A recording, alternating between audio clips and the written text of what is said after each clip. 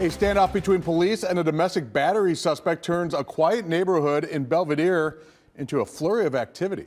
23 News reporter Connor Hollingsworth was at the scene today and joins us with the latest details on everything that unfolded.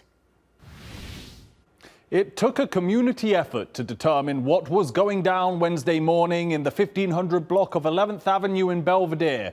Facebook posts popped up. Schools like Washington Academy kept students in classrooms. And when I pulled up to the scene, people were out in the street trying to get the best look at the standoff.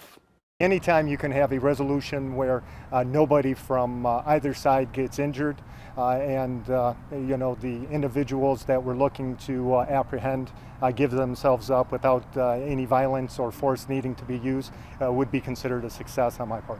When officers pulled into the area on 11th Avenue in Belvidere, they initially approached the house for a domestic situation call. Investigators say officers found probable cause that the suspect had committed aggravated domestic battery, so they went to arrest him. But officials say the 31-year-old man locked himself inside the home and threatened suicide. The standoff was approximately 5 hours in length, at which point he ended up coming out and we took him into custody without incident. And I get to school and everyone blows up my phone and they're like, the SWAT team's here. So I instantly left, came home, worried about my family. Savannah Brugger lives nearby and shared live updates on Facebook. She says it's normally a quiet neighborhood.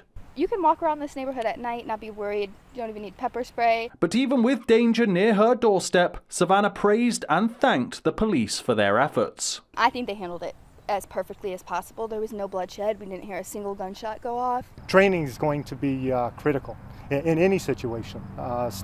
Barricaded subjects, active shooters, or just your routine calls for service. Now, Belvidere Police Chief Shane Woody, who you just saw there, also thanked the community, saying a lot of times they're inconvenienced in a significant way when we have emergency situations that arise, and they have been nothing but cooperative today.